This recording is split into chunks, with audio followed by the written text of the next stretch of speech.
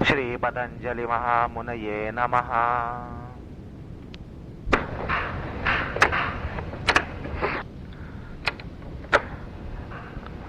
आता सूत्रकार चित्त परिकर्माचा, चित्त प्रसादनाचा आणखीन एक पर्याय सुचवतात.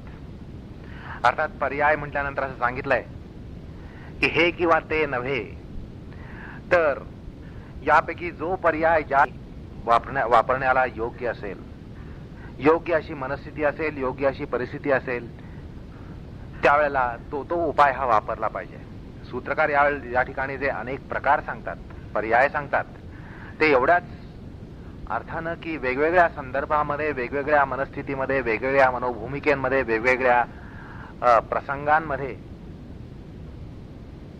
वेगवेगळे प्रकार आपल्याला हाताळता यायला पाहिजेत. अनुचित असा प्रकार हा हाताळता यावा, यासाठी हे अनेक पर्याय या ठिकाणी सूत्रकार सांगतायत. आणि आता जो पर्याय सांगतायत तो 37व्या सूत्रामध्ये वीतराग विषयम वा चित्तम असं म्हणतात. याचा अर्थ असा की ह्या मनसस्थिती निबंधनीसाठी किंवा पर्यायानं चित्तप्रसादनासाठी आणखी एक उपाय म्हणजे किंवा वीतराग चित्ताला विषय करण्यानं, वीतराग असा जो विषय असेल, अशा विषयाला आपल्या चित्ताचा विषय करण्यानं चित्त स्थिर होतं. म्हणजे वीतराग चित्ताचं आलंबन घेतल्यानं आपलं चित्त हे शांत होतं. आता या ठिकाणी हा जो चित्तस्थैर्याचा प्रकार सांगतायत, त्यामध्ये चित्ताला वीतराग म्हणजे रागरहित, उपरागरहित अशा विषयाचं म्हणजे रागरहित असं ज्यांचं चित्त असतं. वीतराग म्हणजे कोण? वीतराग म्हणजे काय? तर वीतराग रागरहित असे जे साधू संत आहेत, संतजन आहेत, साधू संत मंडळी आहेत, त्यांचं आलंबन घेऊन आपल्या चित्ताला रागरहित करण्याचा, त्याला निर्मळ करण्याचा, त्याला स्थिर करण्याचा उपाय हा या ठिकाणी सूत्रकार सांगतायत. वीतराग विषयम, हा वीतराग विषय म्हणजे ज्यांना उपरती आलेली आहे, संन्यस्त वृत्तीची अशी जे साधू संत मंडळी आहेत, सत्वधर्माच्या उद्रेकानं जी साधू संत मंडळी, त्यांचं चित्त असं निर्मळ झालेलं आहे, शांत झालेलं आहे, उदात्त झालंय, गंभीर झालेलं आहे, अशा साधू संतांच्या चित्ताचं आलंबन घेणं आणि त्याद्वारा आपण आपलं स्वतःचं चित्त सुद्धा शांत करू शकतो, निर्मळ करू शकतो, म्हणजे चित्त प्रसादित करू शकतो किंवा त्याला स्थिती निबंधित करू शकतो. अशा प्रकारानं सूत्रकार हा उपाय या ठिकाणी सांगतायत. आता या ठिकाणी जे म्हटलं की साधू संत, ऋषीमुनी अशा सात्विक वृत्तीचे, धीर गंभीर वृत्तीचे, निर्मळ अंतःकरणाचे जे महापुरुष आहेत, त्यांच्या चित्ताचं आलंबन घेण्याचा प्रकार या ठिकाणी आहे असं म्हटलं. याविषयी खुलासा करताना किंवा असा निर्देश आहे, याविषयी खुलासा करताना वाचस्पती मिश्र म्हणतात वीतरागः कृष्ण द्वैपायनस्तेषां चित्तं तदेव आलंबनं तेन उपरक्त इति. म्हणजे कृष्ण द्वैपायन म्हणजे व्यास प्रभृती ऋषीमुनी, संत सज्जन मंडळी, संत महंत यांच्या चित्ताचं आलंबन घेण्यानं हा उपरोक्त प्रकार संभवतो. किंवा उपरोक्त प्रकार त्या संदर्भात सांगितलाय, त्या प्रकाराने सांगितलाय, असा खुलासा वाचस्पती मिश्र आपल्या तत्ववैशारदीमध्ये करतात.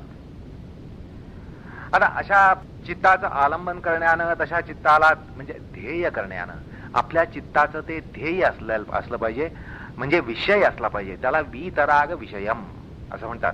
म्हणजे आपल्या चित्ताचे विषय आपल्याला माहिती असतात. राग निर्माण करणारे, काम निर्माण करणारे, क्रोध निर्माण करणारे, लोभ निर्माण करणारे, मोह, मत्सर निर्माण करणारे असे आपले विषय असतात. आपण पाहिलं की विलासवती प्रवृत्ती, भोगवती प्रवृत्ती, रागवती प्रवृत्ती, द्वेषवती प्रवृत्ती हे प्रकार आपण त्या विषयवती प्रवृत्ती या प्रसंगामध्ये पाहिले. तर हे आपले ध्येय आपले असे असतात, आपल्या चित्ताचे ध्येय विषय असे असतात की ज्यामुळे राग प्रवृत्ती निर्माण होईल, द्वेष प्रवृत्ती निर्माण होईल, काम प्रवृत्ती निर्माण होईल, क्रोध प्रवृत्ती निर्माण होईल, लोभ प्रवृत्ती निर्माण होईल. पण या ठिकाणी असं आलंबन घ्यायचंय की ते वीतराग विषय असेल आणि त्यामुळे चित्त शांत होतं, असा या ठिकाणी सूत्रकार शास्त्रकार निर्देश करतायत. आता भाष्यकार या ठिकाणी असं म्हणतात की रागरहित अशा चित्ताचं आलंबन करण्यानं किंवा तशा चित्ताला ध्येय करण्यानं सुद्धा योग्याला स्थितीपद किंवा एकाग्रता लाभते. रागरहित अशा चित्ताचं आलंबन करणं म्हणजे प्रामुख्यानं हाच प्रकार. साधू संतांना आपल्या चित्ताचा विषय करणं, ऋषीमुनींना, निर्मळ अंतःकरणाच्या ऋषीमुनींना, साधू संतांना आपल्या चित्ताचा विषय करणं हाच प्रकार या ठिकाणी अभिप्रेत आहे. आता अशा आलंबनाने काय होतं तर चित्त परिणाम कसा होतो याविषयी खुलासा शास्त्रामध्ये वार्तिककार करतात. वार्तिककार असं म्हणतात, वीतरागम यत् सनकादीनां चित्तम तदेव आलंबनम तेन उपतद्धारणया तदाकारता आपन्नम योगश्चित्तम विरक्तम सदा आलंबनांतरे अपि स्थिती योग्यानाम लभत इति असं ते म्हणतात. म्हणजे सनकादी जे वीतराग असे ऋषी आहेत त्यांचं चित्ताला आलंबन देण्यानं आपलं चित्त सुद्धा तदाकारता घेतं. आपल्या चित्ताचा हा एक धर्म आहे. चित्ताला एखाद्या विषयामध्ये उपरक्तता आली की चित्त तदाकार होऊन जातं, तन्मय होऊन जातं. तर तसा हा चित्ताचा हा एक धर्म असल्यामुळे तो धर्म या ठिकाणी वापरण्याचा शास्त्राचा निर्देश आहे. म्हणजे आपण तशा चित्तांना जर आपल्या चित्ताचा विषय केला, सनक सनंदन आदी जे प्रवृत्ती ऋषी प्रवृत्ती आहेत, मुनी प्रवृत्ती आहेत, त्यांच्या चित्ताचं आलंबन आपल्या चित्ताला देण्यानं काय होतं तर धारणा त्याच्यामध्ये धारणा होण्यानं तदाकारता आपन्नम चित्ताला तदाकारता येते आणि मग त्यावेळेला आपलं चित्त हे विरक्त असं होतं. आणि मग असं एकदा चित्त विरक्त झालं की त्याला दुसऱ्या आलंबनामध्ये सुद्धा आपल्याला नेऊन त्याला शांत ठेवता येतं. म्हणजे असं आहे की ध्यान करताना आपण पारंपरिक प्रकार काय, शुक्लांबरधरं विष्णुं शशिवर्णं चतुर्भुजं प्रसन्नवदनं ध्याये सर्व विघ्नोपशांतये, अशा प्रकारे आपण प्रसन्नवदन भगवान नारायणाचं आपण त्या ठिकाणी अनुस्मरण करतो किंवा त्याच्या प्रसन्नवदन अशा मुखाला आपण आपल्या अंतरंगामध्ये निहाळतो. आणि मग एकदा असं चित्त शांत झाल्यानंतर मग आपण कुठलाही जप करू शकतो. मग तो गणेशाय नमः असो, ओम नमः शिवाय असो, कुठल्याही देवदेवतेचा तो आपण जप करू शकतो त्या ठिकाणी. म्हणजे त्या आलंबनामध्ये आपलं चित्त त्या ठिकाणी शांत होतं, स्थिर होतं. म्हणजे सुरुवातीला आपण आपल्या चित्ताला वीतराग असा धर्म विष्णू ध्यानानं दिला. शांताकारं भुजगशयनं पद्मनाभं सुरेशं विश्वाधारं गगनसदृशं मेघवर्णं शुभांगं लक्ष्मीकांतं कमलनयं योगिभिर्ध्यानगम्यं वंदे विष्णू भवभयहरं सर्वलोकैकनाथं असं म्हणून आपण भगवान नारायणाचं स्मरण करतो. किंवा शुक्लांबरधरं विष्णुं शशिवर्णं चतुर्भुजं प्रसन्नवदनं ध्यायेत सर्व विघ्नोपशांतये असं म्हणून आपण विष्णू ध्यान करतो.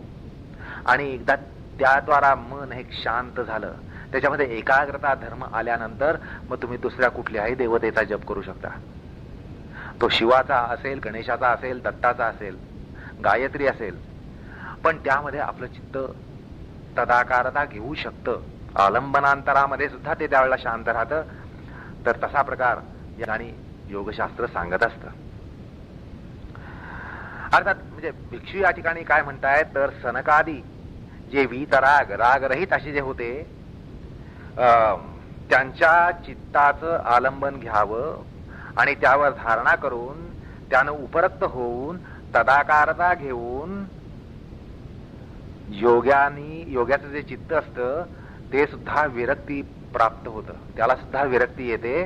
आणि एकदा अशी विरक्ती आली की आलंबनांतरे सुद्धा ते स्थितीपद प्राप्त करू शकतं. एकूण चित्तामधली जी विरक्ती आहे ही समाधीची प्रसव भूमी असते. हे जे योग मनोविज्ञान आहे, चित्तामधली विरक्ती, चित्तामधलं वैराग्य हेच समाधीची ही प्रसवभूमी असते. आता वीतराग चित्तामध्ये क्लेशांचं हरण झालेलं असतं. वीतराग चित्त झालं म्हणजे आपोआप जे क्लेश असतात, अविद्या, अस्मिता, राग, द्वेष, अभिनिवेश म्हणा, किंवा काम, क्रोध, लोभ, मोह, मद, मात्सर्य म्हणा, हे जे क्लेश आहेत, हे जे षड्रिपू आहेत, हे रिपू आहेत, ह्यांचं बऱ्याच अंशी हरण झालेलं असतं. आणि क्लेश हेच खरं म्हणजे समाधीचे प्रतिपक्ष असतात. आपल्याला ध्यान का लागत नाही, जप का करता येत नाही, किंवा ध्यानस्थ अवस्था का येत नाही, ती शांतावस्था का येत नाही, तर आपल्यामध्ये क्लेशांचं जंगल आहे, क्लेशांचं वादळ आहे. आणि या क्लेशांच्या वादळामुळे आपल्याला आपलं चित्त शांत होत नाही, योगधर्म आपल्या चित्ताला प्राप्त होत नाही, किंवा योगधर्माची आविर्भूती त्या ठिकाणी होत नाही. अर्थात क्लेश हे त्याचे प्रतिपक्षी आहेत. आणि म्हणूनच साधू संतांचं जे क्लेश विरहित असं जे चित्त असतं त्याला वीतराग चित्त असं म्हणतात. साधू संतांचं वीतराग असतं म्हणजे काय, तर ते क्लेश विनिर्मुक्त किंवा क्लेशाने अबाधित असं ते चित्त असतं. त्यामुळे तशा चित्ताचं आलंबन घेण्यानं आपलं चित्त सुद्धा शांत होऊ शकतं. आणि जशी त्यामध्ये तन्मयता येईल तशी त्यामध्ये तदाकारता येईल आणि आपल्यामधलं वैराग्य हे त्या ठिकाणी आविर्भूत होईल. आता आपण असं पाहिलं मगाशी की आपल्या चित्ताचा एक तो धर्म असतो.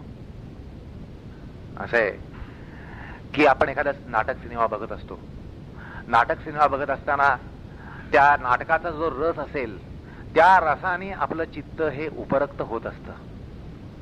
आणि त्यावेळेलाच आपण असं म्हणतो की नाटक छान होतं. म्हणजे नाटकाचा जो रस असेल, नाटकाचा जो भाव असेल, त्या भावामध्ये आपल्याला तन्मयता येणं, तद्रूपता येणं, तदाकारता येणं,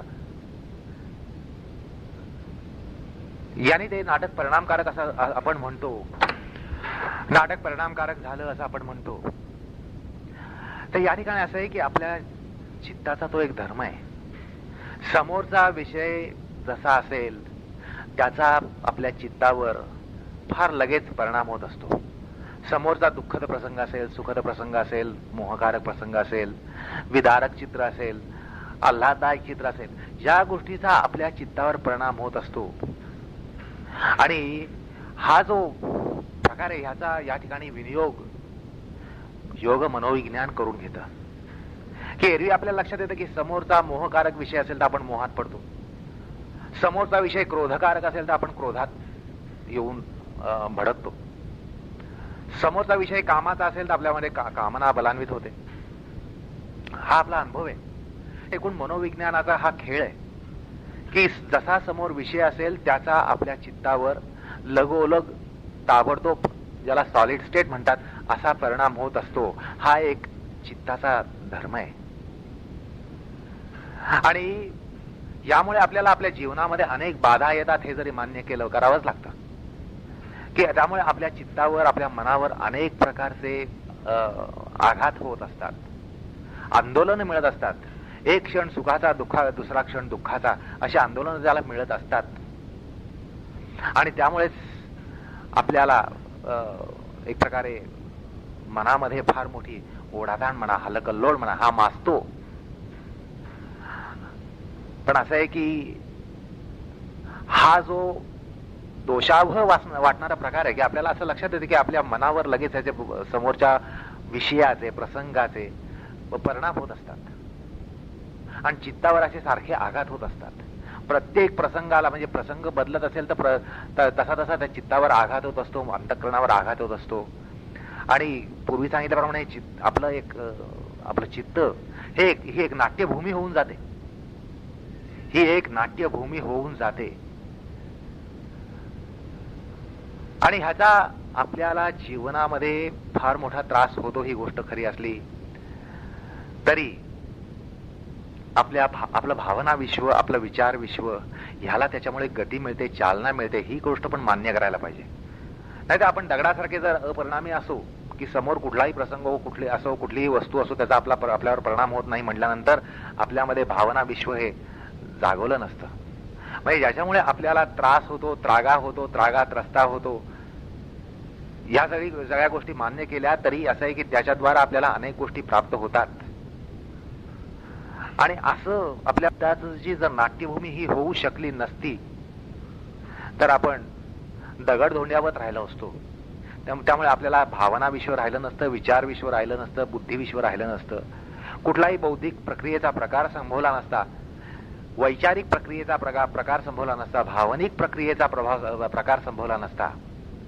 तर हे विचार विश्व आणि भावना विश्व, कल्पना विश्व हे ह्याची आविष्कृती होण्यासाठी चित्ताचा हा धर्म आवश्यक आहे. चित्ताला हा धर्म आवश्यक आहे. म्हणजे प्रत्येक गोष्टीला फायदे तोटे असतात असं आपण मान्य करतोच. तसं हा जो चित्ताचा धर्म आहे त्याला फायदेही असतात, तोटेही असतात.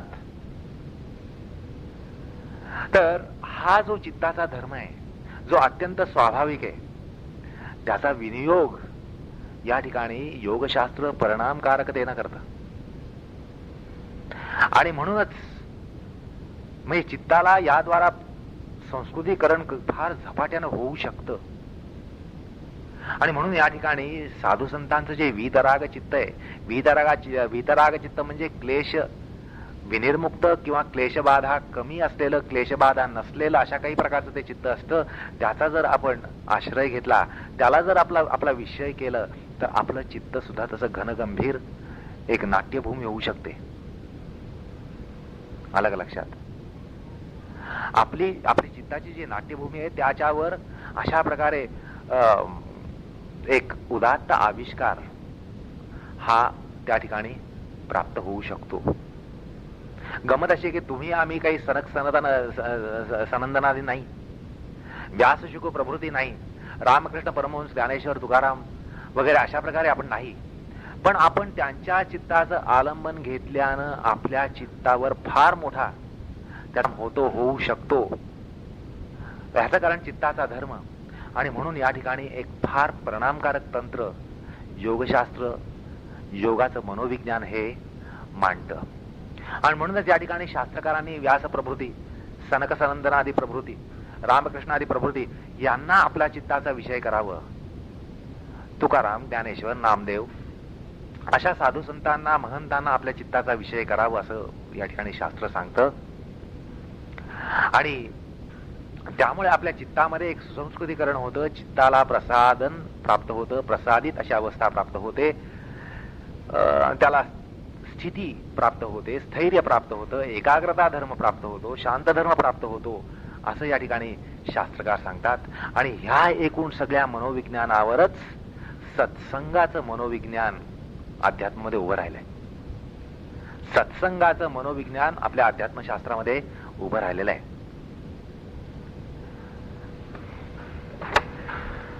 आणि त्यामुळे आपल्यालाही असा अनुभव येतो की रामकृष्ण परमहंस, रमण महर्षी अशा लोकांचं चरित्राचं वाचन करताना, त्याच्यावर मनन चिंतन करताना आपल्या चित्ताला एक उदात्त धर्म हा प्राप्त होत असतो. म्हणजे अनपेक्षितपणे आपल्या चित्तामध्ये वीतराग धर्माचा उदय होत असतो. जे वैराग्य आपल्यामध्ये आहे किंवा असेल याची आपल्याला कल्पना सुद्धा करता येत नाही, त्याची अनुभूती आपल्यालाच येऊन जाते. याचं कारण आपण घेतलेलं आलंबन.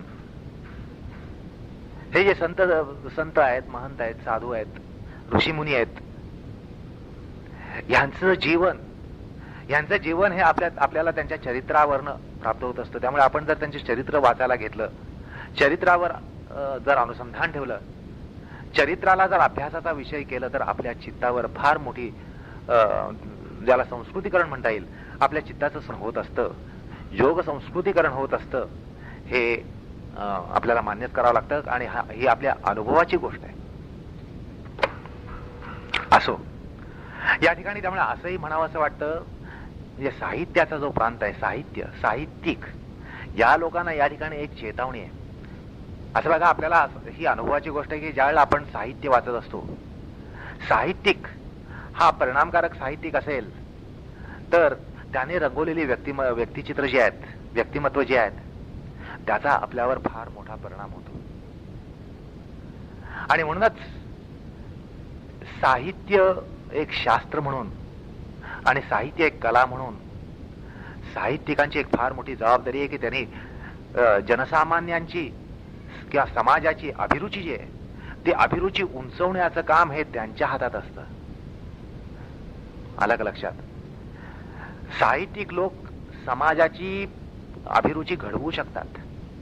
आणि आज आपल्या लक्षात येतं की साहित्यिक लोकांची अभिरुची अत्यंत हीन झाली असल्यामुळं हीन साहित्य हे निर्माण होतं आणि त्याच्यामुळे समाजाची अभिरुची सुद्धा हीन होत असते. त्यामुळे साहित्यिकांची ही एक मोठी जबाबदारी, आध्यात्मिक जबाबदारी असं या ठिकाणी म्हणता येईल की साहित्यिकांनी अशी उदात्त निर्मिती करायला पाहिजे की जेणेकरून तशी एक अभिरुची समाजामध्ये निर्माण होईल.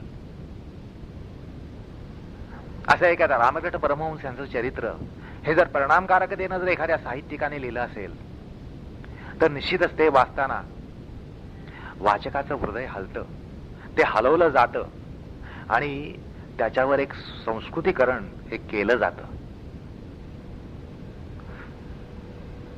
असं आहे की गतकालीन ही जी साधू संत मंडळी आहेत त्यांचं चरित्र हे परिणामकारकतेनं आपल्या पुढे येणं ही जबाबदारी साहित्यिकांची आहे. आणि अर्थात त्या ठिकाणी त्यांनी अतिरिक्त कुठलाही विलास, शब्दविलास, साहित्यिक विलास करण्याचं कारण नाही, पण त्या संतांचं जे चरित्र आहे ते परिणामकारक अशा भाषेतून त्यांनी मांडणं, याद्वारा समाजाची एक अभिरुची उंचावता येते.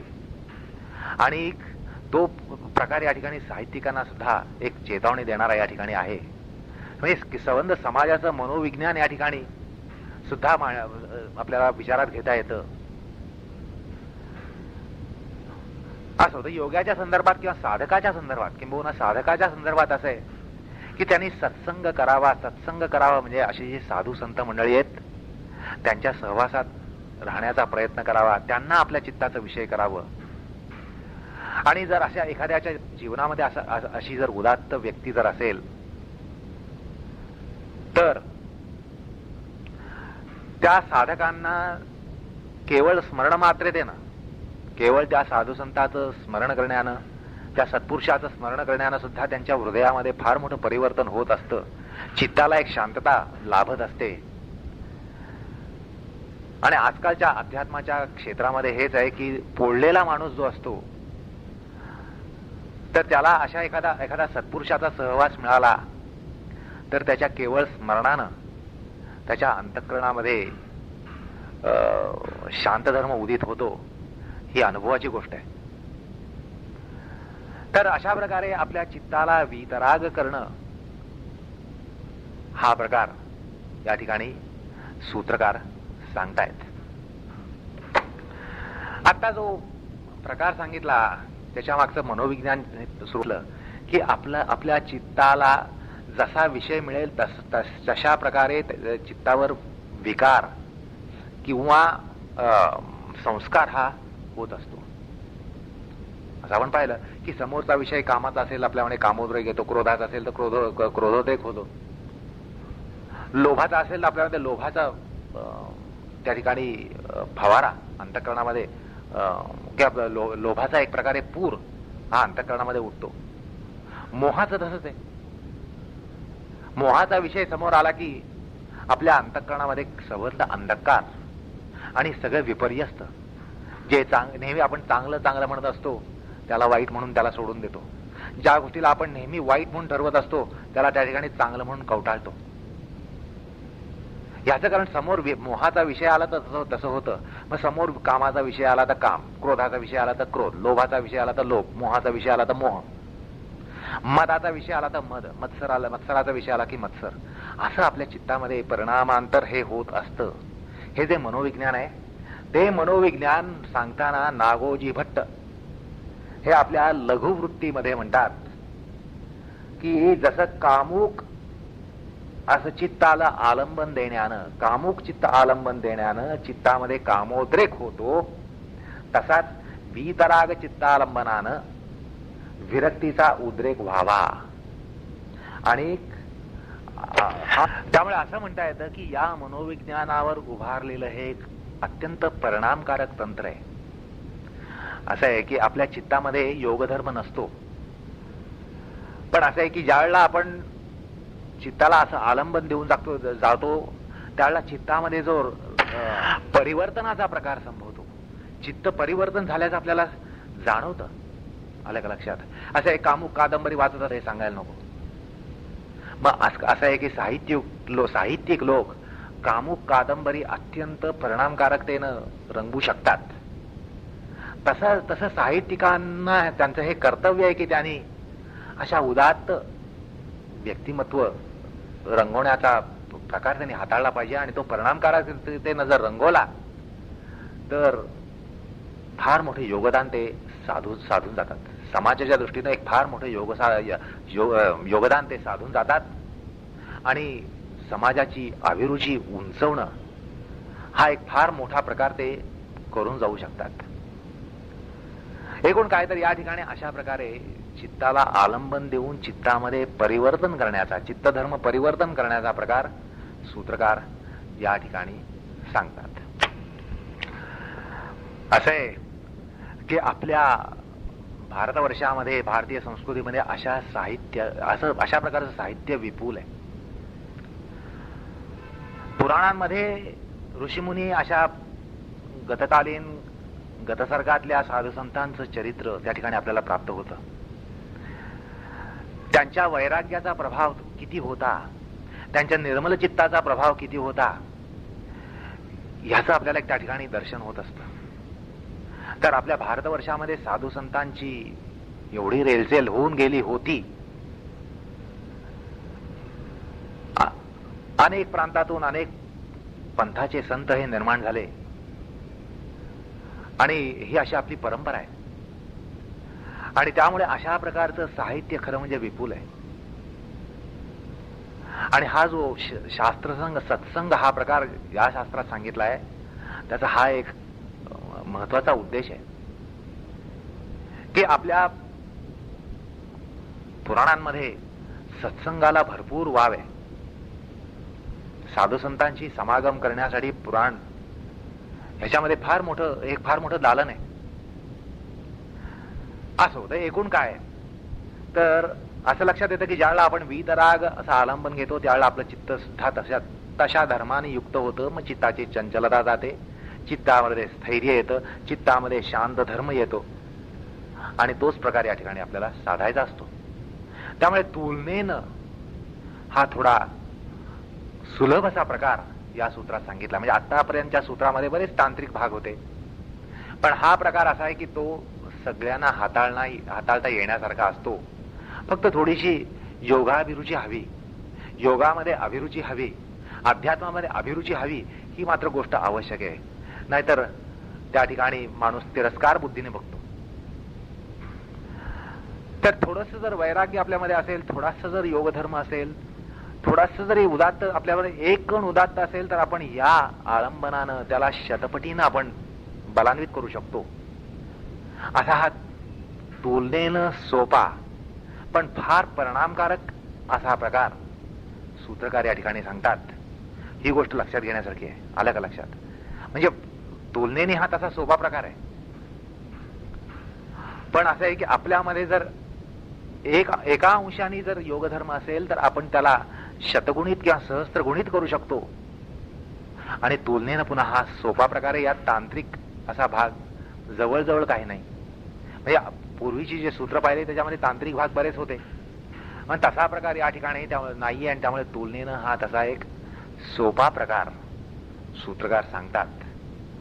आणि हा प्रकार सगळ्या साधकांनी हाताळायलाच हवा, कारण ह्याद्वारा चित्ताचं शुद्धीकरण होतं. ह्याचं मोजमाप काही करता येण्यासारखं नसतं. तुलनेने हा सोपा आहे पण अत्यंत परिणामकारक असा हा प्रकार आहे. असो, तर अशा प्रकारे सूत्रकार, शास्त्रकार वीतराग विषयाचं आलंबन घेण्याला सांगतात. आपल्या चित्ताला वीतराग चित्ताचं आलंबन द्यायचं. दुसऱ्याचं, साधू संतांचं, सनक सनंदादी जे आहेत किंवा व्यासप्रभूती जे शुकादी जे मुनी आहेत, ऋषीमुनी आहेत, त्यांचं चित्त आपल्या चित्ताचा विषय करून, थोडक्यात म्हणजे त्यांचं चरित्र, त्यांचं तत्वज्ञान, त्यांच्या लीला ह्याच्यामध्ये आपल्या चित्ताला रमवणं, असा हा प्रकार सूत्रकार या ठिकाणी सांगतात. कृष्णार्पणमस्तु.